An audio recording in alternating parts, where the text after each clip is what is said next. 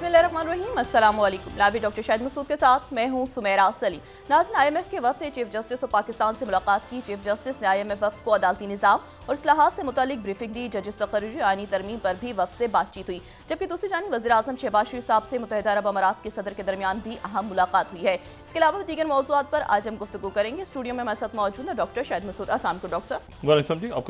Doctor साहब, IMF के वफ़द की जो है चीफ जस्टिस ऑफ पाकिस्तान से अहम मुलाकात हुई है, जिसमें जजिस तकरीरी आईनी तरमीम पर भी वफ़द से बातचीत हुई है। उनकी जो मुलाकात थी कितनी अहम थी? देखिए, ये तो एक टर्मोइल है मुल्क में और वो जारी है, और अब उसमें IMF भी मौजूद है देखने के लिए सारे मामलात को, अदालती मामलात को भी देख रहा है वो, और गवर्नेंस के मामलात को भी देख रहा है, और करप्शन के मामलात को भी देख रहा है। तो ये अब वो जाते हैं और जाके क्या रिपोर्ट देते हैं, और उसके नतीजे में ये जो मुल्क के अंदर एक पॉलिटिकल स्टेबिलिटी नहीं आ पा रही, बदकिस्मती जो पॉलिटिकल स्टेबिलिटी जो है वो नहीं आ रही, लेकिन अदालतों तक चली गई। ये मामला अदालतों तक जाना, और सबसे बड़ी अदालतों तक, ये बड़ा अफसोसनाक है। तो बस अब ये चल रहा है प्रोसेस, देखते हैं कि ये कहाँ तक इसको ये आगे चलता है। लेकिन मैं जो ये बात कहता हूँ ना कि बाहर से खित्ते के और बाहर के वाक़यात, वो इसलिए क्योंकि जो कुछ बाहर हो रहा है बराह रास्त पाकिस्तान में आइंदा क्या होगा उस पर असरअंदाज होगा, ठीक है। और ख़ित्ते के और दुनिया के वाक़यात यहाँ पे ज़ाहिर है कि तमाम मुल्क इस वक्त शदीद हिजान का शिकार हैं कि क्या होने जा रहा है उनके इर्द गिर्द। मतलब वो एक, मतलब हमने तो ये मैन मेड क्राइसिस खड़ा किया हुआ ना, मुल्कों में हकीकतन बहरान है, स्टेबल मुल्कों में। और सबसे बड़ा बहरान जो एक अलमिया की सूरत इख्तियार कर चुका है, एक ट्रेजिक स्टोरी है,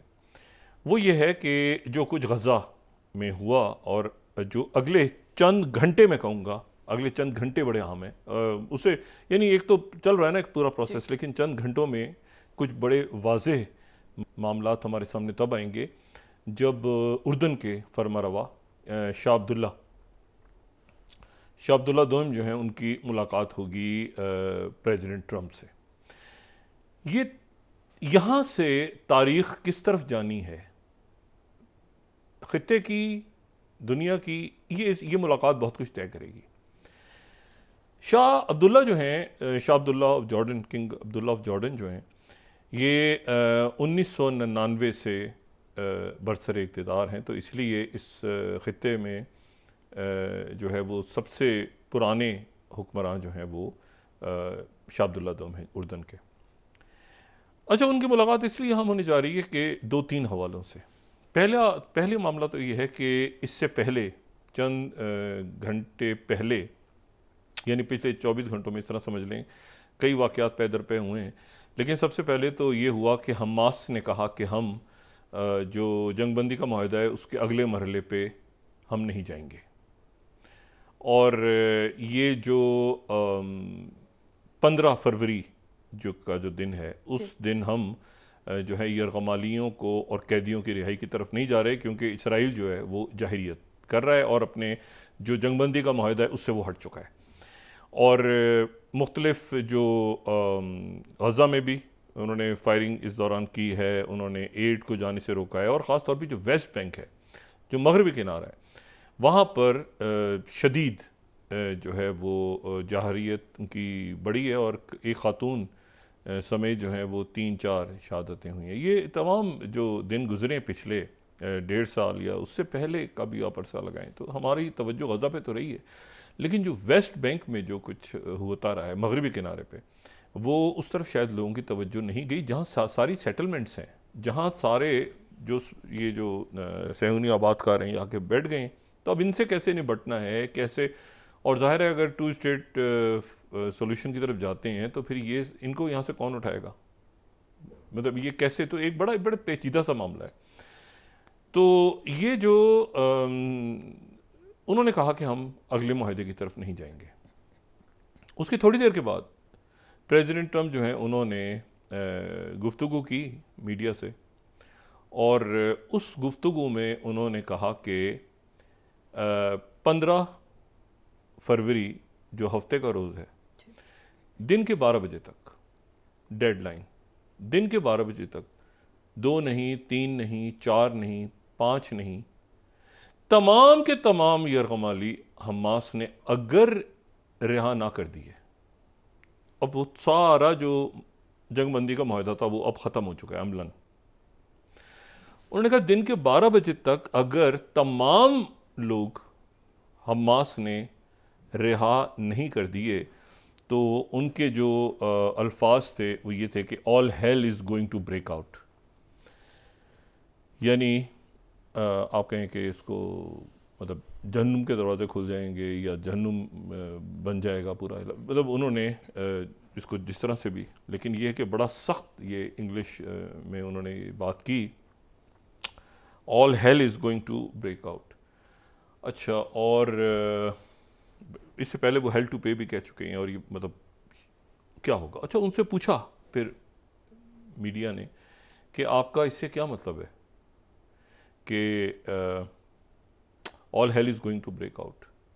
तो उन्होंने कहा कि ये जो है ये आप देख लेंगे और ये जो है ये हमास भी देख लेगी और ये दुनिया भी देख लेगी कि मेरा इससे क्या मतलब है। यानी एक डेडलाइन उन्होंने दे दी कि हफ्ते के रोज़ जो है वो 2-4 कैदी और यरगमाली और ऐसा सारा सिलसिला नहीं, हफ्ते के रोज़ 12 बजे तक कोई इसके फेजेस भी नहीं है, पहला, दूसरा, तीसरा, वो सारा ख़त्म करके उन्होंने कहा कि हफ्ते के दिन 12 बजे तक तमाम जो यरगमाली हैं वो हमास रिहा करेगी, वरना hell is going to break out. अच्छा, अब उसके बाद जो है वो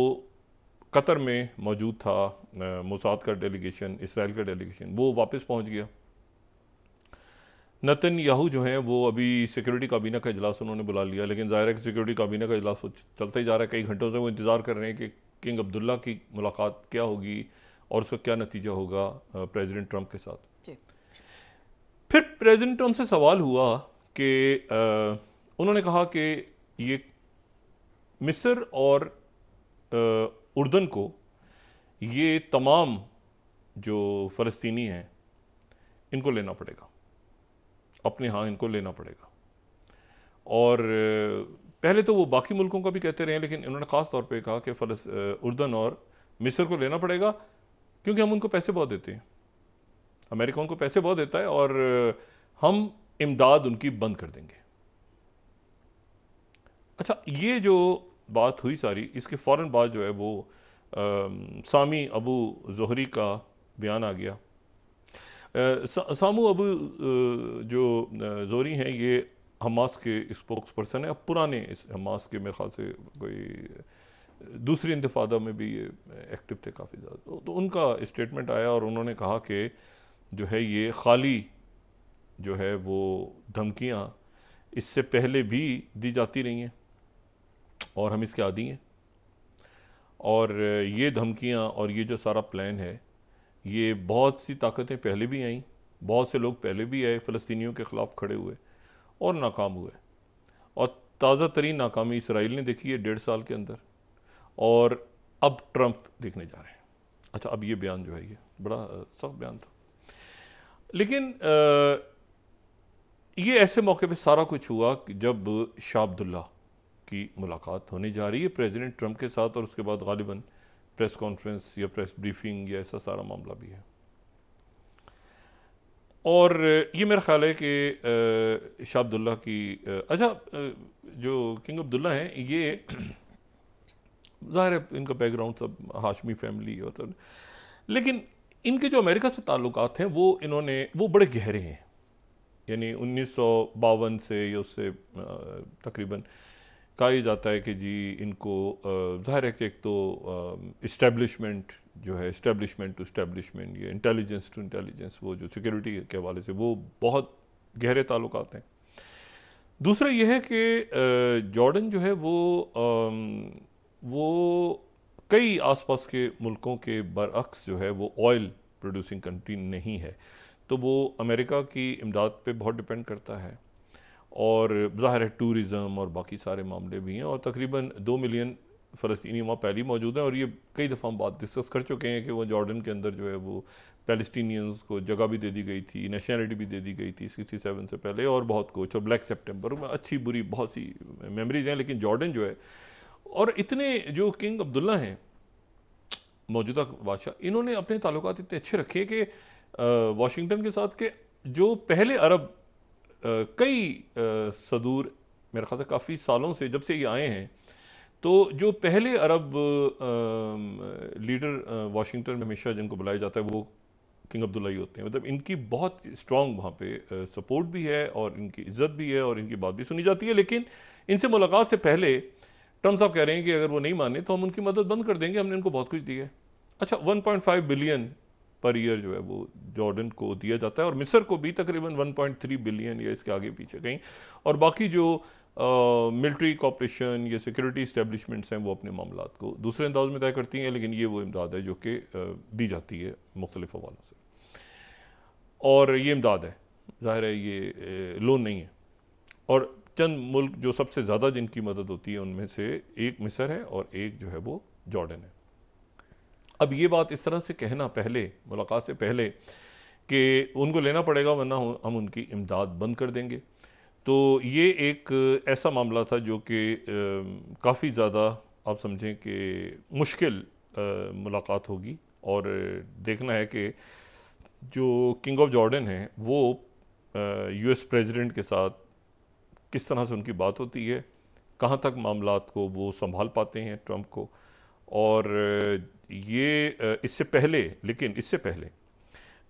एक तो जो प्रेसिडेंट सीसी हैं उनकी गुफ्तगू हुई है डेनमार्क के प्राइम मिनिस्टर से, और डेनमार्क के प्राइम मिनिस्टर के से इंटरव्यू के बाद जो एलामिया सामने आया है प्रेसिडेंट सीसी की, इजिप्ट प्रेसिडेंट सीसी की, ये ट्रंप की गुफ्तगू के बाद, तो अगर फर्स्ट स्लाइड हम देखें तो उसमें बड़ी क्लैरिटी के साथ ये में नज़र आ रहा है कि उन्होंने ये बात की है जो prime minister of the king of Denmark Miss Mette Frederiksen के साथ, और उसमें उन्होंने कहा है कि व्यूज़ को एक्सचेंज किया, इंटरनेशनल इश्यूज़ को डिस्कस किया, गज़ा स्ट्रिप डिस्कस हुई, और दोनों ने crucial need for implementation of cease fire in all 3 stages की बात हुई। और फिर उसके बाद ये है कि जो वहाँ पे ह्यूमैनिटेरियन सूरत हाल है, और फिर उसके बाद ये भी बात हुई without displacing its Palestinian population safeguarding their rights and ability to live on their land. तो ये इजिप्ट की तरफ से भी बात जो है वो डेनिश प्राइम मिनिस्टर के साथ हुई। अच्छा, अब यहाँ पर जो तो एक तो ये दूसरे इजिप्ट के जो फॉरेन मिनिस्टर हैं इजिप्ट के, उनकी मुलाकात किंग अब्दुल्ला की मुलाकात से पहले उनकी मुलाकात सेक्रेटरी स्टेट मार्को रूबियो के साथ हुई है। अच्छा, अब वहाँ जो वाशिंगटन में एक सूरत हाल ऐसी है कि एक तो मैं पहले भी बात कर चुका हूँ ना कि बहुत सारे लोग हैं, हर शख्स अपनी ज़ात में अंजुमन है, और उन सब के ऊपर जो बड़ी अंजुमन है वो ट्रंप है। यानी वो बज़ाहिर ऐसा लगता है कि वो मतलब सारे ऐसे ही हैं। मतलब है कि देखें ना, सेक्रेटरी स्टेट जो है मार्को रूबियो वो तो उधर लैटिन अमेरिका में थे, उनको पता ही नहीं था, लेकिन ट्रंप ने कह दिया तो उनको वहाँ से कहना, उनको ज़्यादा मिडिल ईस्ट में वो आ रहे हैं अभी, लेकिन उनकी जो ख़ास आप कहने जिस खत्ते में उनकी दिलचस्पी है वो लैटिन अमेरिका है। तो वो जो है वो मशरिक़ वस्ता में उन्होंने आना है, लेकिन इस सूरत हाल के बाद तो उनको, अच्छा वो ऑन बोर्ड नहीं थे, हालांकि उनको सेक्रेटरी स्टेट या बात, तो ट्रंप खुद सारे फैसले जो है ना ट्रंप ही करते हैं। अब उन पे इन्फ्लुएंस किसका है, कितना, कैसे है, अभी तो इस वक्त तो सबसे ज़्यादा जो बयान हो रहा है कि वो इलॉन मस्क का है, उनकी फैमिली का है, ज़ाहिर है कि उनके जो दोस्त अहबाब हैं सारे, लेकिन कितने लोग इसमें शरीक होते हैं, कितने नहीं होते फैसले में, ये अभी तक हमने नहीं, हमारे सामने बात आई। तो ये अब देखना ये है कि किंग अब्दुल्ला की जो मुलाकात है वो कैसे होगी और किस तरह से, क्या वो उसमें कन्विंस कर पाएंगे या नहीं कर पाएंगे। तो अरब रियासतों का मैसेज, तमाम अरब स्टेट्स का मैसेज जो है वो मार्को रूबियो को कन्वे किया इजिप्ट के फॉरेन मिनिस्टर ने। उन्होंने मुलाकात की और उस मुलाकात में कहा कि जी तमाम, ना सिर्फ अरब स्टेट्स, ना सिर्फ मुस्लिम स्टेट्स, ना सिर्फ OIC, ना सिर्फ यूरोपीय यूनियन, बल्कि अक़वाम मुत्तहिदा और ख़ुद अमेरिका और सारे दुनिया के मुल्क जो हैं वो 2 स्टेट सोल्यूशन पे कायल हो जाए। 2 स्टेट सोल्यूशन जो है ये, इसके ऊपर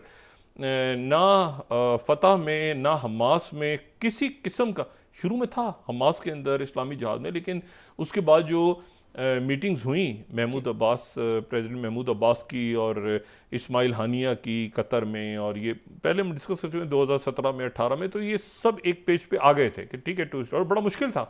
कि हमास और ये सारे एक पेज पर आए कि जी वो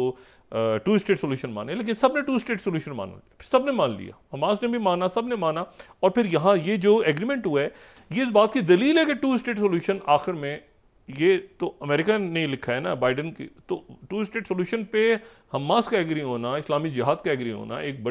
बड़ा उनका आप समझेंगे शिफ्ट था। अब वो कह रहे हैं कि जी ये इससे निकल जाएं, और ये तो अमेरिका इसको, अच्छा 2-3 जुमले ऐसे हैं जो जिसके ऊपर एक कन्फ्यूजन है अभी तक, मैं भी और कुछ लोगों से मेरी बात भी हुई, वो उस पर क्लैरिटी नहीं है। एक तो वो ये कह रहे हैं कि ये अमेरिका यहाँ पर आएगा, अच्छा लेकिन साथ उन्होंने एक और लफ्ज़ भी इस्तेमाल किया एक दो दफ़ा कि America will by this land. अब वो बाय किससे करेगा भाई? या तो इसराइल वहाँ दाखिल होगा, इसराइल वहाँ पे जो असला है वो इसराइल को दिया जाएगा, इसराइल जाके तबाह करेगा, जो बाकी जो वहाँ पे जो कुछ कर रहे हैं वो इसराइल करेगा, और फिर अमेरिका इसराइल से ले लेगा, ये जगह ख़रीद लेगा। तो ये जो बात है ये कुछ अब इसराइल में भी ये सोचा जा रहा है कि भाई ये सारा काम अगर हमने करना है, और फिर उसके बाद जो है ये, अच्छा इस दौरान ये जो ये किसी भी सूरत ये जो पीस एग्रीमेंट्स है ना, ये ग्रे जोन वॉरफेयर में नहीं जानी चाहिए,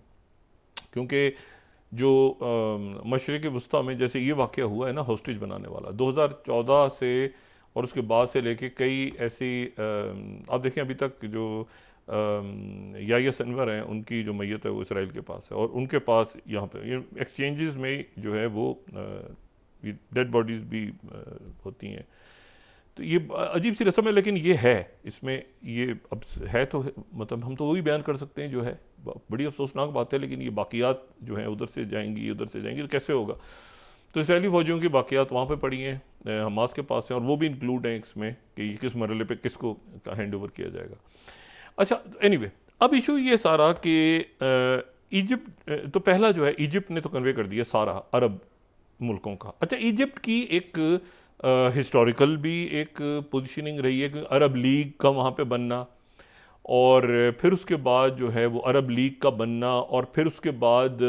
पूरी जो आप समझ लें कि जो क़यादत जमाल अब्दुल नासिर के दौर में रही है, जो सबसे ज़्यादा बड़े हमायती थे फ़लस्तीनी कॉज के, और उससे पहले अगर चले जाएं हम 1948 से पहले से चले जाएं तो इजिप्ट तो मौजूद था ना, मिस्र एक पुरानी तहजीब है, मिस्र तो हमेशा से था वहाँ पे, और जॉर्डन और बाकी कई मुल्क तो बाद में नक्शे पे आए, लेकिन तो इजिप्ट जो है वो उसकी अपनी एक पुरानी हिस्ट्री है, और प्रेसिडेंट सीसी जो हैं वो किसी सूरत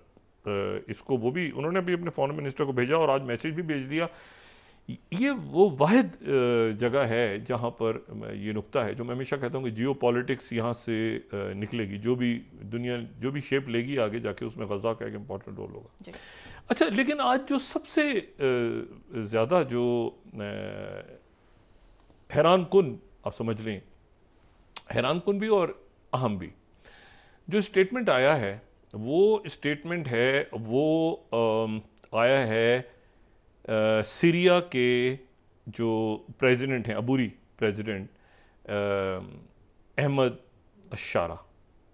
उनकी जानिब से जो स्टेटमेंट आया है वो मेरा ख़्याल है कि जो कि मोहम्मद अल जुबलानी के नाम से पहले थे और अब अहमद अशारा हैं, और जिनको मिस्र, तुर्की, सऊदी अरेबिया, कतर, यूएई की मुकम्मल हमायत है इन मुल्कों की बशारुल असद की हुकूमत के ख़ात्मे के बाद। ना सिर्फ ये कि इन मुल्कों की हमायत है बल्कि रशिया और ईरान की मुखालफत भी नहीं है।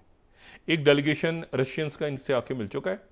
और अभी तक जो मैंने बात की थी कि रशिया जो है वो अब जो तेज़ी से तब्दील होती है सूरत हाल है, शायद तातस पे अपनी रखे, अपनी बेसिस रखे, लेकिन पिछले दिनों ये था कि वो उनके लिए ज़रूरी इसलिए नहीं कि लीबिया में मौजूद है, मेडिटेरियन की उस तरफ रशियंस हैं, तो रशिया के साथ अभी हम डिस्कस करते हैं कि वहाँ पे बड़ी इंटरेस्टिंग डेवलपमेंट है। लेकिन ये कि ये जो है अहमद शारा की जो आज स्टेटमेंट आई है ना अहमद शारा की, वो मेरे लिए बहुत इंपॉर्टेंट है। अहमद शारा जो हैं उन्होंने, अब ये सारे मुल्कों की हमायत है अहमद शारा को, अहमद शारा जो है उन्होंने सख्त तरीन बयान दिया है। अच्छा उनकी जो हिस्ट्री है, उनकी जो सारे मामलात हैं तुर्की के साथ, कतर के साथ, सऊदी अरेबिया, सारे और सारे मुल्कों का दौरा भी उन्होंने किया। उनका जो स्टेटमेंट आया है, कहीं तो डिप्लोमेटिक बात हो रही है ना, अहमद शारा जो हैं इनकी जो फैमिली, ये रियाद में पैदा हुए थे अहमद शारा, इनकी पैदाइश रियाद सऊदी अरेबिया की है, और इनकी फैमिली जो है वो दमस्कस से आके, यानी दमिश्क से आके रियाद में वो जॉब करते थे जब ये, या कोई काम उनके पेरेंट्स करते थे तो यहाँ पर इनकी पैदाइश हुई थी 82 में गालिबन। और इनकी जो ग्रैंड पेरेंट्स गोलान पे थे, गोलान की पहाड़ियों से, इसलिए गोलानी इनको कहा जाता है। अच्छा, उनका जो स्टेटमेंट आज आया है वो इसलिए इम्पोर्टेंट है कि जो अहमद शरा जिलानी है, या जो अहमद शरा, जो भी नाम इनको दिया जाए, वो ये कहते हैं कि मैं जो हूँ वो मैं क्यों गया इस तरफ। उनसे कई दफ़ा पूछा गया, माजी में भी उनसे जब इंटरव्यूज़ वगैरह लिए जाते रहे, जब वो नुसरा में थे या उससे पहले अलकायदा से, वो कहते हैं कि नहीं, लेकिन बहरहाल ये बात होती है कि 9/11 के बाद जो है वो 2003 में जब इराक़ में इन्वेजन हुई तो ये वहाँ चले गए थे सीरिया छोड़ के, और ये सीरिया से वहाँ चले गए थे। फिर ये जो वेस्टर्न इंटेलिजेंस एजेंसीज़ हैं वो ये उससे इनकार करते हैं, लेकिन बहरहाल वहाँ से ये बात होती है कि ये अबू मुसाब ज़रकावी के साथ इनकी दोस्ती हो गई थी, तो ये अलकायदा जो शाम में काम कर रही थी उसमें रहे। उसके बाद ये जो है जब अबू मुसाब ज़रकावी को हिट किया अमेरिका ने वहाँ पे, तो उसके बाद ये कुछ दिनों के लिए लेबनान गए, फिर वापस आ गए, और ये जो है ये इराक़ में जाके जो है ये वहाँ पे दोबारा एक्टिव हो गए। वहाँ पर इनके अयमन ज़वाहिरी के साथ इनका रब्ता था, वहाँ ये अरेस्ट हो गए और ये 5 साल जेल में रहे। 2011 में ये रिहा हुए, और उसके बाद जो है वो ये अयमन ज़वाहिरी के साथ थे, लेकिन अबू बकर बगदादी के साथ फिर जो है वो आपस में झगड़े भी हुए, जो कुछ हुआ, लेकिन बहरहाल एक मरला ऐसा आया कि दोनों, यानी अयमन ज़वाहिरी और अबू बकर बगदादी, इनका आपस में अलाइंस हो गया। तो उसमें ये हुआ कि जो सीरिया के अंदर देखने हैं मामलात को, इराक़ में ये थे ना सारे, तो जो सीरिया में देखने हैं मामलात को, उसको ये देखेंगे अहमद शरा, तो इन्होंने आके वहाँ पे किया। लेकिन फिर बाद में वो झगड़ा हो गया, और वो झगड़ा हुआ, और उसके नतीजे में जो मामलात हैं, ये मैं यहाँ पर 10th स्लाइड अगर उस ज़माने की दिखाऊँ ना, 2013 की, तो कायदा चीफ्स, ये 10th स्लाइड, कायदा चीफ जो हैं, यानी अयमन ज़वाहिरी का जिक्र हो रहा है, तो ये जो हैं इन्होंने सीरियन इराकी जिहाद के मर्जर का ऐलान किया है, और ज़वाहिरी कह रहे हैं कि Baghdadi was wrong to declare merger without consenting. और यहाँ पर आपको नज़र आ रहा है ये कि Syria was Nusra headed by Abu Mohammad al Jolani, यानी ये 2013 से ये मतलब ये उन ग्रुप्स में रहे, ठीक है ना। उसके बाद सीरिया आ गए, और फिर उसके बाद रेस्ट इज़ द हिस्ट्री। लेकिन इसमें जो एक बात इंपॉर्टेंट है वो ये है कि जो अच्छा, यूएस डिपार्टमेंट ऑफ स्टेट ने 2013 में, फिर ये देखें अगर 6 स्लाइड, तो इन्होंने टेररिस्ट नुसरा फ्रंट मोहम्मद जवलानी को इन्होंने 2013 में इन्होंने कह दिया था कि ये टेररिस्ट डेजिग्नेशन हो गई थी और ये सारा। लेकिन उसके बाद वो ज़ाहिर पाबंदियाँ वगैरह हट गई और वो सारा मामला हो गया। लेकिन मैं आपको सिर्फ ये बता रहा हूँ कि जो बयान उनका आज आया है, अच्छा, इस बयान का इंतज़ार था कि सीरिया की लीडरशिप बयान क्या देती है। तो सीरिया की लीडरशिप ने जो बयान दिया है वो है रॉयटर्स। अच्छा, वो ये कहते हैं 5th, वो ये कहते हैं कि जो गज़ा का प्लान है ट्रंप का, वो एक सीरियस क्राइम है। ये बयान जुर्म है, यानी इस पे इम्प्लीमेंटेशन ही, ये बयान, ये बात करना ही एक इंतहाई सीरियस क्राइम है, और ये फेल होगा, ये बुरी तरह फेल हो जाएगा। और उसके बाद उन्होंने पूरा अपना बताया दोबारा कि मैं जो हूँ वो मैं आया ही इसलिए, मेरा जहन जो है वो इस तरफ, यानी जिहाद की तरफ, या मैं इन ऑर्गेनाइजेशंस की तरफ इसलिए गया कि जब मेरे जो ग्रैंड पेरेंट्स थे वो गुलान की पहाड़ियों से हमारे पास दमस्कस में आके रहने लगे, तो मुझे पता चला बचपन में कि वहाँ पर इसराइल जो है, और मेरा जहन जो है वो जिहाद की तरफ गया। और फिर मैं जो है वो मैंने दूसरी इंतिफादा के अंदर भी कोशिश की हिस्सा लेने की, लेकिन फिर मैंने जो है वो जाके ज्वाइन किया, तो उनकी तरफ से ये स्टेटमेंट आया। यानी अब ये वो स्टेटमेंट है, क्योंकि जाहिर है जो भी मुल्क बात करना चाह रहे हैं अमेरिका से डिप्लोमेटिक अंदाज में, वो बात तो की है, कतर ने भी की है, सऊदी अरेबिया ने भी की है, इजिप्ट ने भी की है, जो बस सारे मुल्कों ने की है। पाकिस्तान उस बड़े ब्लॉक का हिस्सा है जो 2 स्टेट सॉल्यूशन पे तमाम यूरोप के साथ, अमेरिका की तरह सारे मुल्क, चाइना, रशिया, सारे पूरी दुनिया जो 2 स्टेट सॉल्यूशन पे जो है वो बात करती है हमेशा। लेकिन अहमद शरा जो है, उन्होंने ये बात जाहिर है कि इस तरह की बात कोई दूसरा, अहमद शरा ने कहा कि ये सीरियस क्राइम है, ये ध्यान में रखें, बयान देना ही क्राइम है, और ये माजी में भी फेल होता रहा, अब भी फेल होगा। अब सीरिया बहुत बहुत बड़ा इलाका है, और सीरिया के अंदर ये बात तय है कि अमेरिका जो है, प्रेसिडेंट ट्रम्प वहाँ से अपनी ट्रूप्स को निकालेंगे बाहर। वो वहाँ पर किसी किस्म की, सारे अगर मिल गए वो मुल्क जो सीरिया में इस वक्त इन्फ्लुएंस रखते हैं, तो वहाँ पे बड़ा मसला हो जाएगा। मैंने आपसे कहा ना कि ग्रे जोन वॉरफेयर दोबारा जो है शुरू होना एक बड़ा अलमिया होगा। मैं 9/11 के बाद से जब से मीडिया देख रहा हूँ, मैंने बड़े मुल्क अपने सामने तबाह होते देखे हैं, और उस वक्त दूसरे मुल्कों को खामोश देखा है। चाहे वो, यानी दूसरे मुल्कों का ये ख्याल हमेशा रहा है कि ये इस मुल्क में हो रहा है तो हमारे मुल्क में नहीं होगा। चाहे वो इराक हो या वो शाम हो। इराक, सद्दाम हुसैन को छोड़ दें, सद्दाम हुसैन जैसा भी था, जो भी था, लेकिन एक स्टेबल मुल्क था इराक। और उसके बाद सीरिया, बशार अल असद अच्छे थे, बुरे थे, छोड़ दें आप, लेकिन एक सीरिया एक 2011 से पहले बहुत एक मुस्तहकम मुल्क था। ये सो कॉल्ड अरब स्प्रिंग्स या जो भी थे इस सिलसिले। इसी तरह से लिबिया को आप देखें, इसी तरह से आप जो है वो यमन को देखें, इसी तरह से आप सूडान को देखें, ठीक है ना। सूडान को 2 हिस्सों में तकसीम कर दिया गया। एक हिस्सा जहाँ पे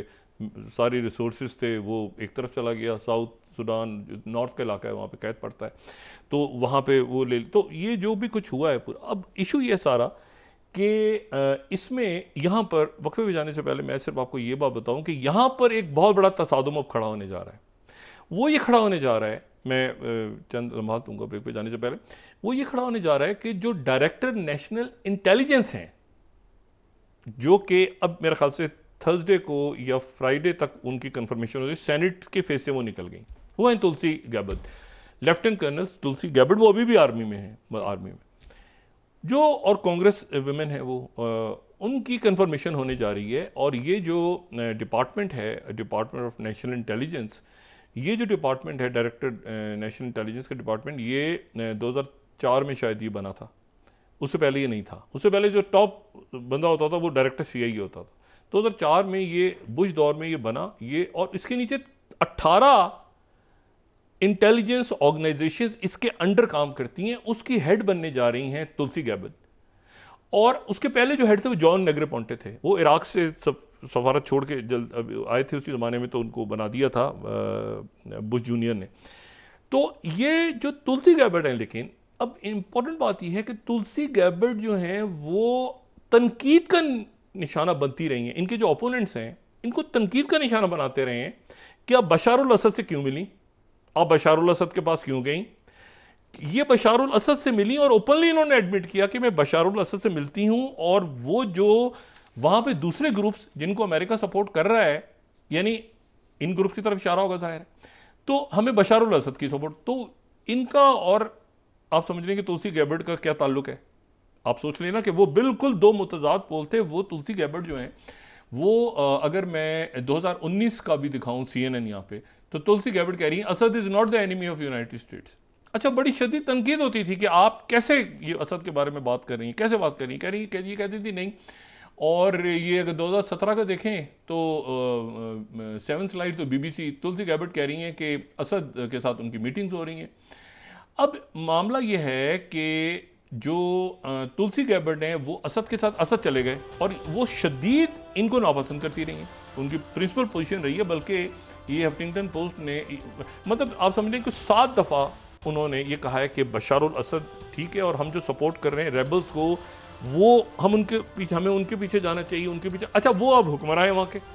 वो अहमद शरा हैं, वो देख रहे हैं कि 1 मिनट ठहर जाओ, तुलसी गैबर्ड आ रही हैं, सारे अरब मुल्क उनको तस्लीम कर चुकी हैं, यूरोपीय यूनियन भी तस्लीम कर चुकी है, अमेरिकन डेलीगेशन में मिलकर जा चुका है। अब ये यहाँ पे पेचा पड़ेगा कि ये जो इसमें जो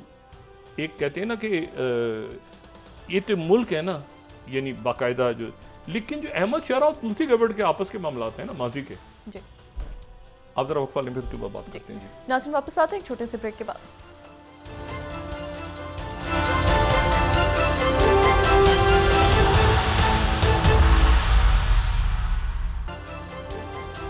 वेलकम बैक नाज़रीन। डॉक्टर साहब, PTI का आम इंतखाबात और 26वीं तरमीम का मामला IMF के सामने उठाने का ऐलान किया गया है। देखिए अभी उठाएंगे तो उसके बाद क्या होता है। मैं उस बात को जरा मुकम्मल करूं कि आज देखें, एक तो ये है कि शाह अब्दुल्ला जो हैं जॉर्डन के, वो क्या बात करते हैं, क्या वो कन्विंस कर पाते हैं, नहीं कर पाते। दोनों सूरतों में उनको मुकम्मल मैंडेट उनका भी है और अरब हुकूमतों का भी है, बल्कि एड के ऊपर जो है वो कुछ अरब ममालिक जो बहुत ज़्यादा, सऊदी अरेबिया, UAE, कतर, बाकी सारे मुल्कों की तरफ से ये मैसेज भी है कि जी अगर अमेरिका एड बंद करता है तो हम मुकम्मल मदद होगी। तो ये मैसेज लेकिन अब कैसे कन्वे होता है और ट्रंप आगे से क्या जवाब देते हैं, उसमें बहुत कुछ फैसला होने जा रहा है। दूसरी बात, इसके साथ ही दो इस वक्त मुलाकातें और दो जगहों पे नज़र रखना ज़रूरी है। एक तो जो फ्रांस में AI समिट हुई है, जिसमें JD वेंस का जो पहला बतौर नायब सदर उनका आप समझ लेंगे डेब्यू था किसी भी जगह पे, वो और कनाडा के जो हैं जस्टिन ट्रूडो भी वहाँ पे थे, इंडियन प्राइम मिनिस्टर मोदी भी वहाँ पे थे और ज़ाहिर मैक्रोन मेज़बान थे। तो वहाँ पर जो है वो कशीदगी पे था, वो नाकाम हो गई समिट। वो समिट इसलिए नाकाम हो गई है कि जो उसका जो जॉइंट डिक्लेरेशन था उस पर अमेरिका ने साइन नहीं किए, और अमेरिका ने साइन नहीं किए और अमेरिका ने भी नहीं किए और बरतानिया ने भी नहीं किए। तो उस पर 60 से ज़्यादा मुल्कों ने उस पर साइन कर दिए, जिसमें इंडिया भी है, फ्रांस भी है, चाइना भी है, चाइना ने भी साइन कर दिए और ज़ाहिर यूरोप के मुल्क भी थे। लेकिन यह है कि जो अमेरिका का स्टांस था, उनके वाइस प्रेसिडेंट का, वो स्टांस ये था कि आपकी जो रेगुलेशंस हैं बहुत ज़्यादा सख्त हैं। इतनी सख्त रेगुलेशंस जो हैं वो AI के लिए नहीं होनी चाहिए। आपने जो यूरोप में रेगुलेशंस बनाई हैं वो बहुत सख्त बनाई हुई हैं। अब उसका नतीजा ही निकला कि वो AI समिट के ऊपर दुनिया जो है वो तकसीम हो गई। यानी ये बदकिस्मती से जो आर्टिफिशियल इंटेलिजेंस के जो कवानीन बनने थे, जो कि एक बड़ा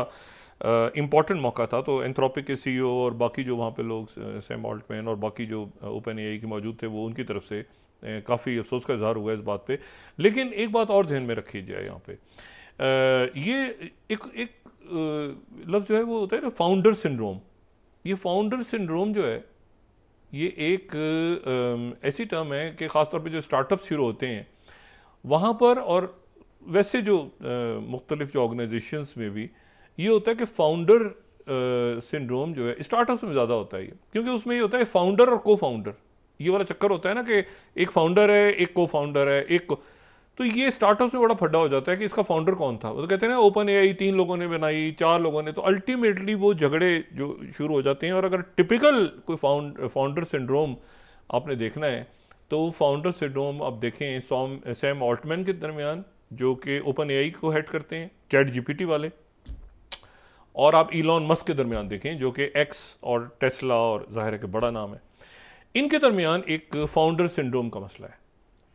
क्योंकि जो इलॉन मस्क हैं वो ओपन AI में उन्होंने इन्वेस्टमेंट की थी शुरू में। ओपन AI 2015 में उन्होंने ओपन AI में इन्वेस्टमेंट की थी, और ओपन AI के जो सैम ऑल्टमैन है वो कहते हैं कि जी 1 बिलियन का वादा हुआ था लेकिन उन्होंने 500 मिलियन की हेल्प की थी।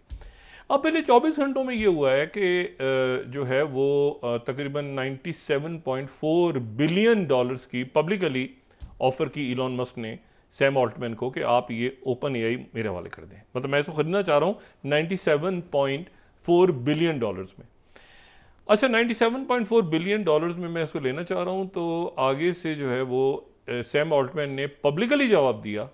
कि मैं नहीं, शुक्रिया, मैं आपको फ़रोख्त नहीं करना चाह रहा। अब सैम ऑल्टमैन जो है वो वहाँ मौजूद है, इलॉन मस्क नहीं गए फ्रांस में। अब ये नहीं मुझे इल्म इस बात का, बल्कि इलॉन मस्क जो है ये जो वर्ल्ड समिट और गवर्नमेंट समिट जिसमें शहबाज शरीफ साहब भी मौजूद हैं UAE में, तो वहाँ पर मेरे ख्याल से इलॉन मस्क यहाँ पर खिताब करेंगे AI के ऊपर, अबू धाबी में जो समिट हो रही है। लेकिन वो वहाँ नहीं गए, वहाँ सैम ऑल्टमैन थे, और सैम ऑल्टमैन और एंथ्रोपिक और बाकी मेटा के बहुत दुनिया में मौजूद थी AI की, लेकिन वो उन्होंने वहाँ पर जाके वो पूरा जो यूरोप की जो AI का इशू था उसको उन्होंने एक तरफ कर दिया और कहा कि अमेरिका ने और बरतानिया ने साइन नहीं किए इस पे, जो कि एक बड़ी अजीब सी बात है कि यूरोप को उन्होंने अलग कर दिया। चाइना ने भी साइन कर दी, डीप सी कब वहाँ पे चलना शुरू हो। मतलब एक मैंने कहा ना कि पूरी दुनिया में आप टेक्नोलॉजी को साइड पे रख के कोई भी जो डिप्लोमेसी है या वॉरफेयर है, कुछ भी है, आप इसमें टेक्नोलॉजी को साइड पे नहीं रख सकते। तो AI के ऊपर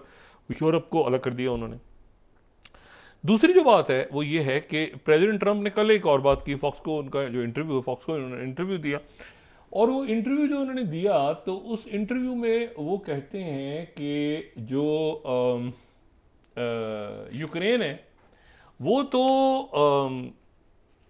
एक दिन रूस का हिस्सा बन ही जाएगा, मतलब उसने तो रूस का हिस्सा बनना ही है। अच्छा, ये उस वक्त बात हो रही थी, उन्होंने, मैंने कल भी बताया था कि जेडी वेंस से उन्होंने मुलाकात करवा दी, लेकिन जाहिर है जो ट्रंप ने बात कर दी तो जेडी वेंस पे आ गए उसी को। अब वो ये कहते हैं कि ये जो है ये अगर मैं यहाँ पे CNBC को कोट करूँ 21 एग्जैक्ट वर्ड्स हैं उनके, यूक्रेन में भी रशियन समडे, कोई इशू नहीं है, मतलब रशिया का हिस्सा बन जाएगा, इसमें क्या मसला ही नहीं है कोई। और ये जो है ये रशिया का हिस्सा बन जाएगा। अच्छा, अब इसके ऊपर जो है वो जो रशिया का आया है रिस्पॉन्स 30 स्लाइड, वो कह रहे हैं कि large part of Ukraine seeks to become Russia और has already joined it. Is Russia का तो पहले हिस्सा बन चुका है वो, या अक्सरियत चाहती है कि रशिया का हिस्सा बने। और ये जो प्रेसिडेंट ट्रंप के रिमार्क्स थे इंटरव्यू में कि यूक्रेन में भी रशियन वनडे, वो कह रहे हैं कि रशिया तो ऑलरेडी हिस्सा है और ज्वाइन कर चुके हैं लोग, और वो है। लेकिन क्रेमलिन में आप सोचिए ना, मॉस्को में तो खुशी की एक लहर दौड़ी हुई है ना इस वक्त, कि वो प्रेसिडेंट ट्रंप ने कह दिया कि वो एक दिन यूक्रेन हिस्सा बन जाएगा। ठीक है। अच्छा, ये ज़ेलेंस्की साहब जो हैं, ये इनकी जेडी वेंस से मुलाकात हो रही है, वहाँ पे मिलेंगे ये, और लेकिन क्या बात करेंगे। अच्छा, इसके साथ जो प्रेसिडेंट ट्रंप ने बात की है, वो कह रहे हैं 500 बिलियन। अब कीमत एक क्या कहते हैं, उसने कहा है ज़ेलेंस्की ने, जो मुझसे हमसे लेना है ले लो, मुझसे बचाओ, मैं रेयर अर्थ मिनरल्स आगे पीछे दाएं जो करना है करो सारा। लेकिन प्रेसिडेंट ट्रंप ने दोबारा, ये जो पॉलिटिको को मैं कोट कर रहा हूँ, उन्होंने कहा है कि demands 22 500 billion in rare earth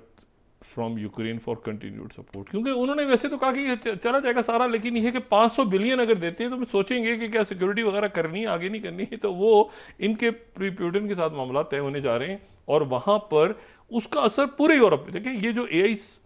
declaration पे साइन ना होना है। अच्छा, यहाँ पर अब इंडियन प्राइम मिनिस्टर मोदी, उनकी डिफेंस की डील होनी है फ्रांस के साथ भी और अमेरिका के साथ भी। फ्रांस और अमेरिका खड़े हैं अलग पोल्स पे इस वक्त। मैंने कहा ना कि इतने वेरिएबल्स हैं इसमें, कि इसमें यानी फ्रांस और अमेरिका की अनयूजुअल एक तलखी पैदा हुई है AI समिट में, कि भाई उनके डिक्लेरेशन पे साइन नहीं हुए। तो इसमें अब ये देखना है, पहले तो ये किंग अब्दुल्ला,